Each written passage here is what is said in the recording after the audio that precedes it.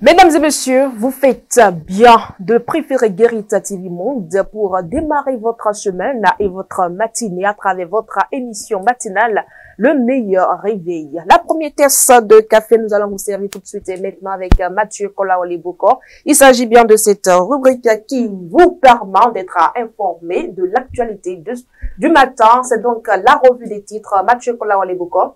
Bien le bonjour. Bonjour Latifat, bonjour à tous les amis internautes. C'est avec vous que nous allons prendre connaissance de toute l'actualité de ce matin avec la toute première rubrique, comme je l'annonçais tantôt, la revue des titres. Et on démarre avec le quotidien La Guérite qui met en manchette, mesdames et messieurs, rencontre internationale de l'association Tabital pour la Cour internationale. Mariam Diaouga porte les ambitions de la communauté Peul du Bénin. Et puis, présentation de vœux aux militants, les démocrates de Sakété, Emmanuel Amoussou, appellent à l'unité et à la détermination. Congrès ordinaire du SINAPA, Véril Taquin, élu secrétaire général pour un mandat de 3 ans. Convention annuelle 2025 de l'ECR, près de 5000 fidèles ont prié pour Talon et le Bénin. Et puis nous allons finir avec le quotidien La Guérite avec ce titre, première session ordinaire de l'année 2025 du bureau politique du bloc républicain, Dr Bertin Lokossou et Joël Bossik-Bonon, suspendus, ce que le parti reproche aux intéressés. Et puis Adjatia News qui met échange de vœux à l'Assemblée nationale du Bénin. Les actions du président Vlavono au profit du personnel et pour la modernisation de l'institution saluée. Coopération Bénin-Émirats Arabes Unis. Olusegun Adjadik Bakari et Tchèque Abdoulaye discutent des relations bilatérales. Première session ordinaire 2025 du bureau politique du bloc républicain. Le renforcement et le dynamisme du parti acté pour les défis à venir. Syndicat autonome du personnel de l'Assemblée nationale, Véril Taquin prend les commandes pour un mandat de 3 ans. Participation aux travaux de la deuxième session ordinaire 2024 de l'Assemblée nationale, les députés du groupe UP Le Renouveau rendent compte aux populations. Mairie de Porto Novo, Lionel Briand de l'ambassade de France, reçu par le maire Yankoti.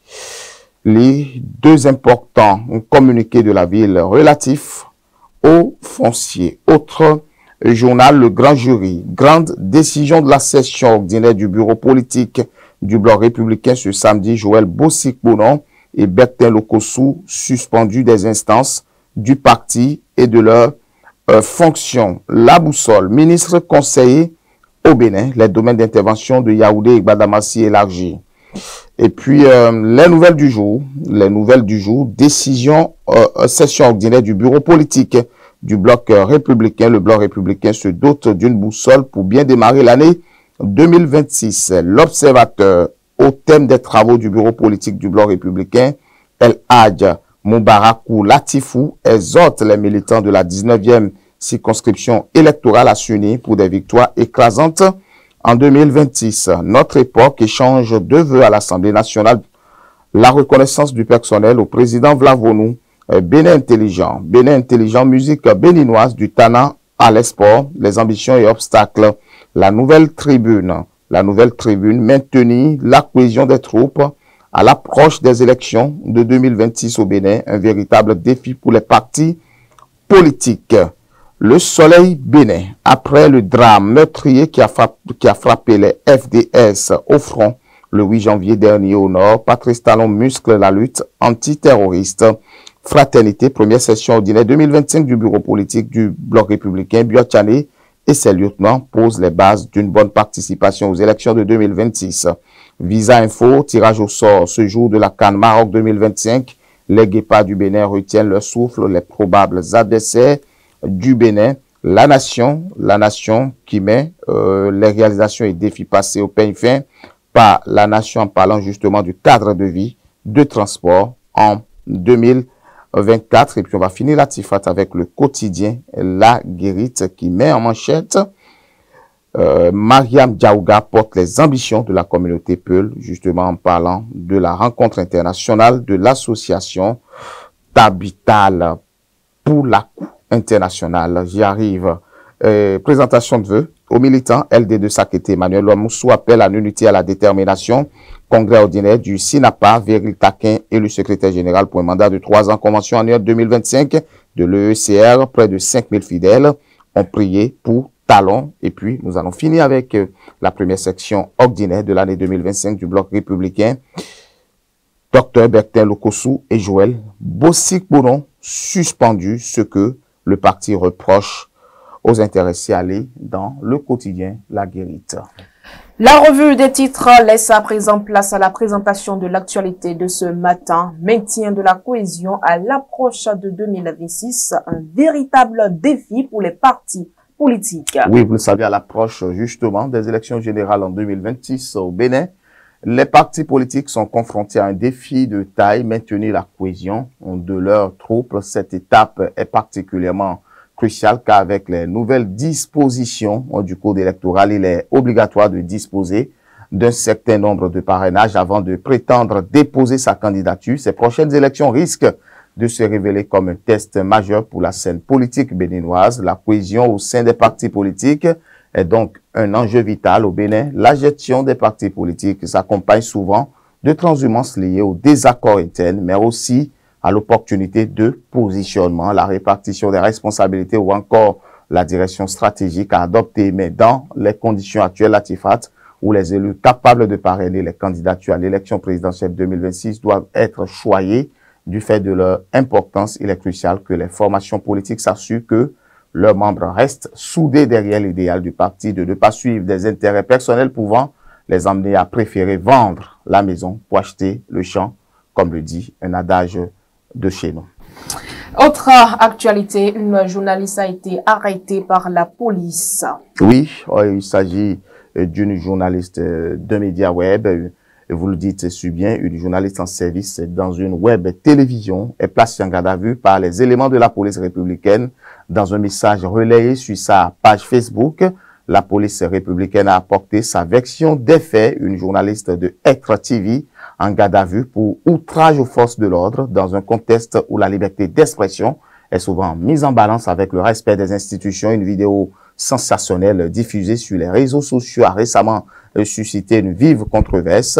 Une journaliste d'une web télévision dans un élan de colère a déversé une multitude d'injures à l'encontre des forces de l'ordre et de sécurité. Ce débordement verbal serait survenu après qu'un fonctionnaire de police du commissariat de Dantokba lui a interdit de filmer leur dispositif en opération. Ce qui aurait pu n'être qu'un simple malentendu a rapidement dégénéré en une tirade virulente où la journaliste n'a pas ménagé ses mots, qualifiant des agents hors de la loi de tous les noms d'oiseaux.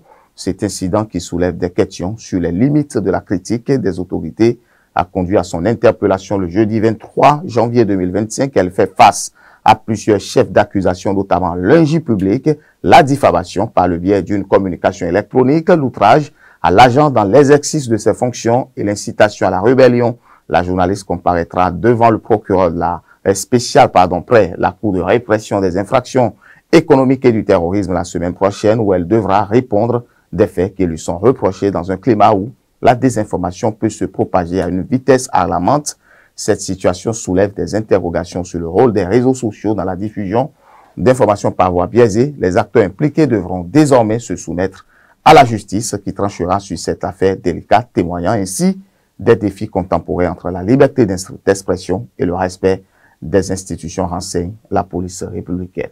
Hors de nos frontières, nous parlons du conflit dans l'est de la RD Congo. Kinshasa ordonne au Rwanda de cesser ses activités diplomatiques en RDC. Évidemment, cette décision intervient alors que le groupe rebelle M23, dirigé par les Tutsis, poursuit son offensive pour s'emparer de Goma, la capitale du Nord Kivu.